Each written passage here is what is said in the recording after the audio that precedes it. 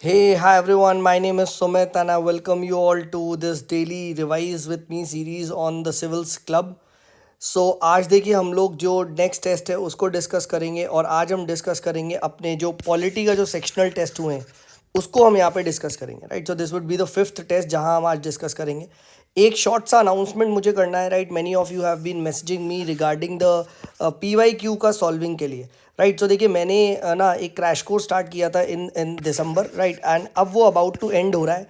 This is the last phase of the crash course. बहुत बच्चों को तो उसके बारे में पता भी नहीं था राइट. तो अब हम लोग वहाँ पे लाइव PYQ सॉल्व करेंगे राइट. लास्ट आपके 2011 से 23 तक के जितने भी पेपर आए हैं सबके एक एक क्वेश्चन को डिस्कस करेंगे लाइव में और आप बैठ के. So if you want to be a part of that obviously बात है for a nominal fee right. So you can simply message me at Sumit is there on Telegram.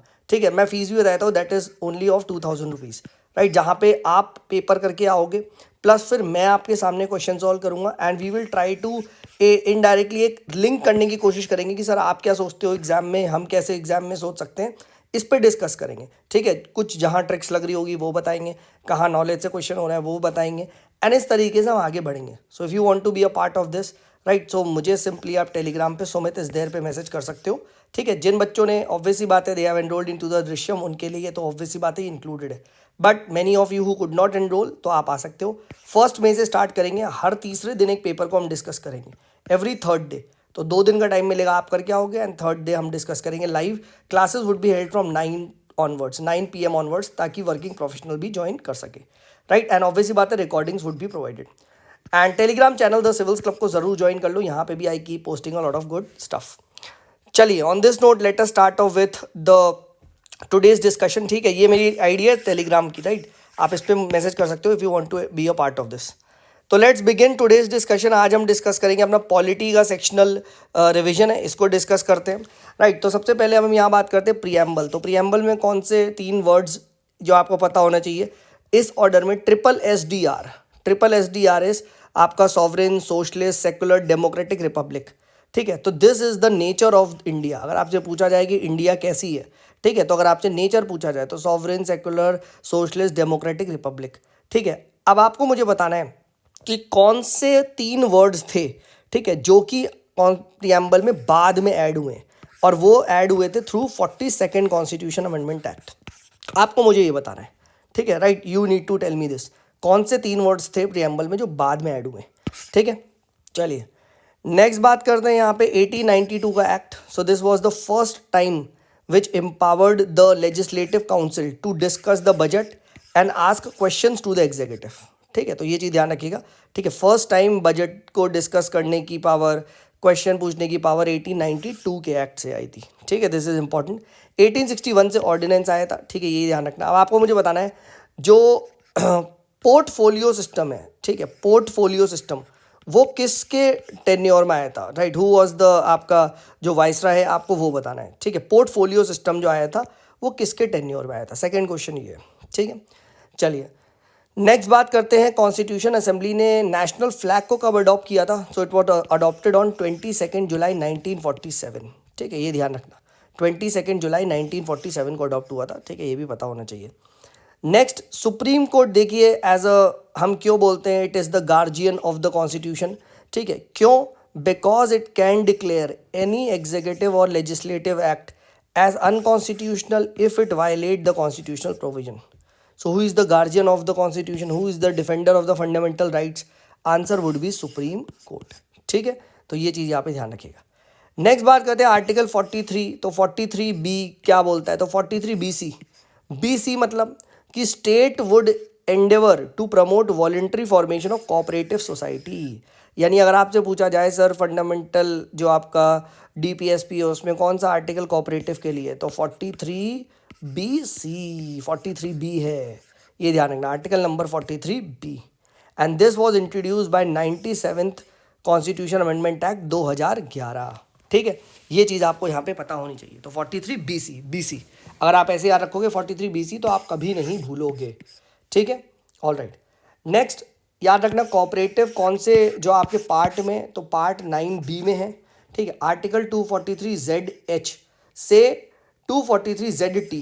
ठीक है. ये नहीं आपका क्या है पार्ट 9 पार्ट 9 इज फॉर आपका पंचायत, ठीक है, 9A is for municipality, yes, and part 9B is for what, is for cooperative, ठीक है, ये ध्यान रखना। एंड जो आपका आर्टिकल है 243ZH से लेके 243ZT तक, ठीक है, तो ये चीज़ पता होनी चाहिए। नेक्स्ट बात करते हैं यहाँ पे राइट टू रेपुटेशन। तो राइट टू रेपुटेशन किसके अंदर आता है, आर्टिकल नंबर 21 के अंदर आता है, ठीक है, तो ये भी ध्यान रखिएगा। नेक्स्ट बात करते हैं आपका about the article number 20। So it protects against the arbitrary conviction, ठीक है, ध्यान रखना, आर्बिट्रेरी कन्विक्शन से प्रोटेक्ट ये पर्टिकुलर आर्टिकल नंबर 20 करता है। And article 22 it protects against arrest and detention, ठीक है, तो 20 एंड 22 में ना कन्फ्यूज़न होता है, ठीक है, तो कि कब कन्विक्शन है कब अरेस्ट है। तो इसकी ट्रिक क्या है, इसकी ट्रिक है CA, चार्टर्ड अकाउंटेंट। तो पहले C आता है, यानी पहले 20 आएगा कन्विक्शन, देन आता है A अरेस्ट, राइट, तो आपका आता है आपका 22, ठीक, और 21 कौन सा है, लिबर्टी वाला, ठीक है। तो आपकी जो आर्टिकल 21 में लिबर्टी है वो दो तरीके से ली जा सकती है। फर्स्ट, इससे पहले article number 20 which is arbitrary convict कर दिया जाए आपको, और सेकंड इस 22 से ली जा सकती है, कैसे, अगर आपको आर्बिट्रेरी अरेस्ट कर दिया जाए, ठीक है, तो दोनों ही आर्टिकल्स इंपॉर्टेंट है टू एंश्योर 21 कंप्लीटली, ठीक है, तो ये चीज़ यहाँ पे ध्यान रखिएगा। नेक्स्ट बात करते हैं राज्यसभा के मेंबर के इलेक्शन कहाँ से लिए गए हैं, हमने साउथ अफ्रीका से। ये जो प्रोसेस है हमने कहाँ से बोरो किया है, साउथ अफ्रीकन कॉन्स्टिट्यूशन से। जॉइंट सीटिंग हमने कहाँ से लिया, ऑस्ट्रेलिया से, ये मैंने पहले भी आपको बताया, ठीक है, तो इसकी ट्रिक क्या है, RSA, Republic of south Africa. Similarly क्या, RS, राज्यसभा अफ्रीका, ठीक है, तो याद रखना RSA राज्यसभा। अब आपको मुझे बताना है, ठीक है, नॉमिनेटेड मेंबर ऑफ राज्यसभा ये कौन सी कंट्री से लिया है, ठीक है, ये मुझे बताओ। नेक्स्ट क्लास में मैं इसकी आपको ट्रिक भी बताऊंगा, ठीक है, चलो ट्रिक अभी बता देता हूँ, तुम गैस कर लोगे उसके बाद। It is NRI, nominated member Rajya Sabha. अब तुम मुझे बता दो आई से कौन सी कंट्री है, एक ही कंट्री याद आ रही होगी, है ना, वही आंसर है, ठीक है, चलो तुम मुझे नीचे कमेंट सेक्शन में बताओ, ठीक है, राइट। देन इमरजेंसी प्रोविजन कौन से में है, तो पार्ट 18 में है, आर्टिकल नंबर 352 से 360, ठीक है, और 360 हमारी फाइनेंशियल इमरजेंसी है, ठीक है। 356 आपका प्रेसिडेंट रूल है, -4 करोगे तो क्या आ जाएगा, 352 इज़ द नेशनल इमरजेंसी, और अगर +4 करोगे तो आ जाएगा फाइनेंशियल इमरजेंसी। इजी। नेक्स्ट बात करते हैं आपका यहाँ पे about the president rule. So president rule के अंदर जो लॉज बनाए जाते हैं, if the state is in the president rule and जो लॉज बनाए जाते हैं, it continue to remain even after the president rule is revoked, ठीक है, बट स्टेट लेजिस्लेचर चाहे तो उन लॉज को रिवोक कर सकती है, ठीक है, बट इमरजेंसी में जो भी लॉज बनाए गए हैं स्टेट लेजिस्लेचर पे वो ऑटोमेटिकली आप कह सकते हो एंड हो जाते हैं after the 6 months of the end of emergency. तो ये डिफरेंस है आपका किस में, प्रेसिडेंट रूल में एंड इमरजेंसी में। प्रेसिडेंट रूल में ऑटोमेटिक आपके रेवोकेशन नहीं होता है उन लॉज का, बट येस ऑब्वियस सी बात है the state government can do, but emergency में ऑटोमेटिक हो जाता है 6 मंथ के बाद। तो ये चीज़ भाई ध्यान रखना, देखिए जो डिफरेंस है, जो क्वेश्चन फंसेगा वही पढ़ना है, ठीक है। चलिए आगे बढ़ते हैं। रूल्स कमेटी के चेयरमैन कौन थे, स्टीयरिंग कमेटी के चेयरमैन कौन थे, डॉक्टर राजेंद्र प्रसाद थे। तो SRR स्टीयरिंग कमेटी, ठीक है, steering committee, rules committee and Rajendra Prasad, ये चीज़ ध्यान रखना। Next, governor empower to direct that any act of parliament does not apply to scheduled area, ठीक है, तो ये ध्यान रखना। Who is empowered to you can say do this is the governor, ठीक है। एंड सेम चीज़ जो आपकी ट्राइबल एरियाज के लिए वो प्रेसिडेंट एंजॉय करता है। President has the same power with respect to the tribal areas of which of these autonomous district except Assam. Assam में जो ट्राइबल एरियाज है ऑटोनॉमस डिस्ट्रिक्ट के, वहाँ who has the power to direct की act of parliament does not apply, वहाँ governor है। तो ये चीज़ आपको ध्यान रखना है, ठीक है। मैं फिर से बता देता हूँ, वैसे देखो शेड्यूल्ड एरियाज़ की अगर हम बात करें तो who has the power to direct की act of parliament does not apply to the scheduled areas, that is governor. Tribal areas of जो 6 शेड्यूल है वहां पे the same power is enjoyed with president. But Assam, because it is also under the 6 schedule, तो वहां पे की act of parliament does not apply to the tribal areas. Autonomous district जो है उसकी पावर गवर्नर के पास है. ठीक है, आई होप आपको ये चीज़ क्लियर होगा, बहुत बारीक सा है. तो अगर मैं इसको पूरा लिखना चाहूँ तो गवर्नर शेड्यूल्ड एरियाज का डिसाइड करता है कि कौन सा एक्ट लगेगा या नहीं लगेगा.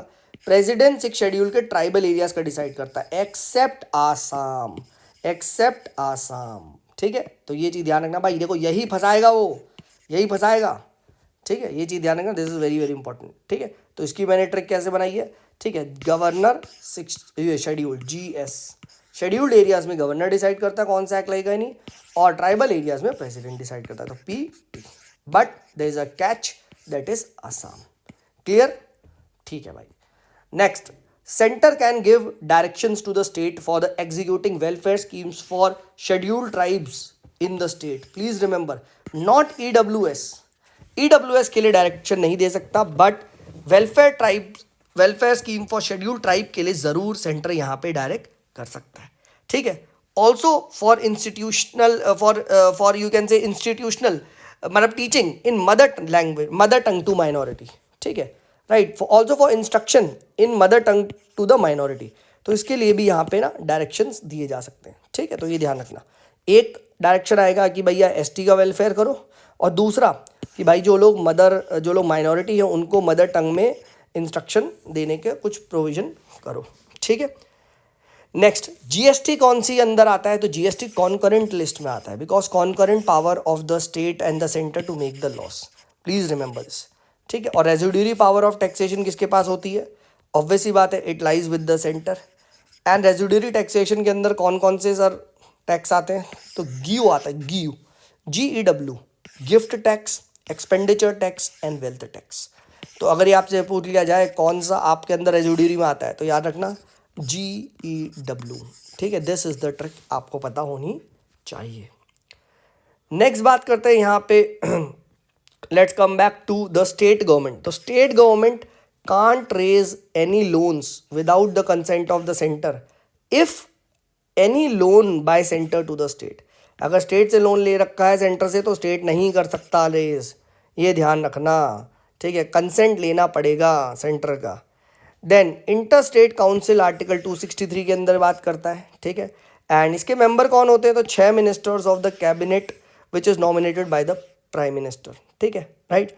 एंड इसके अंदर ये मेंबर होते हैं, मतलब एंड प्राइम मिनिस्टर ऑब्वियसली बात है इसका चेयरमैन होता है.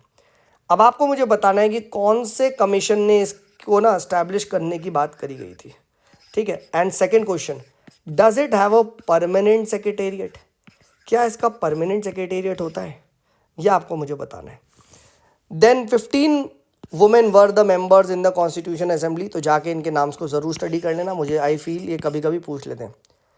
Then centre can't delegate legislative power to the state, but executive power it can delegate. ये चीज़ ध्यान रखना, very very important. Legislative power कभी डेलीगेट नहीं की जा सकती. 275 आर्टिकल स्टैट्यूटरी ग्रांट की बात करता है, 282 आर्टिकल डिस्क्रिशनरी ग्रांट की बात करता है. तो दोनों में ये याद रखना है, 75, 82 इंपॉर्टेंट है. Then citizenship is not gone when one acquire the citizenship of another country during war. तो एक वॉर इज एन एक्सेप्शन. लोग कहते हैं ना कि यार अगर हम किसी और कंट्री की सिटीजनशिप एक्वायर कर लेंगे तो फिर क्या हमारी सिटीजनशिप चली आएगी. जनरली यस, बट एक एस्टेरिक मार्क है, अगर आपने ये चीज़ वॉर के टाइम का रखी है तो नहीं जाएगी. ठीक है, तो एक्सेप्शन है, याद रखना. Then if you are ordinarily resident outside India for 7 years, citizenship gone, tata bye bye, खत्म, खल्लास. ठीक है, ये ध्यान रखना. तो 7 साल से ज़्यादा ऑर्डिनरी मत बाहर रहना. देन सिटीजनशिप एक्ट क्या कहता है, 3 तरीके से आप अपनी सिटीजनशिप को खो सकते हो. कौन कौन से, DTR, deprivation, termination and renunciation. ठीक है. देन बेटिंग एंड गैम्बलिंग किस में आता है भाई, बेटिंग एंड गैम्बलिंग आता है आपका 7 शेड्यूल में स्टेट लिस्ट के अंदर, ये ध्यान रखना. ठीक है. देन फाइनेंशियल इमरजेंसी में state can't legislate on state subject. ठीक है, ये ध्यान रखना. Even during financial emergency state can't legislate on state subject, अगर इस तरीके से पूछ लिया जाए, ठीक है, तो ये ध्यान रखना। Then article number 2, it establishes new states not a part of you can say India, ठीक है, राइट, आर्टिकल नंबर 2 है, ठीक है, बाहर से किसी को लेना है या कुछ नया न्यू स्टेट बनाना है इस तरीके से, ठीक है, right. And article 3 is for internal readjustment, ठीक है। तो आर्टिकल 2 एंड आर्टिकल 3 में आपको ये ना यहाँ पे जो ये डिफरेंस है, ठीक है, ये this difference should be clearly known, ठीक है, फाइन।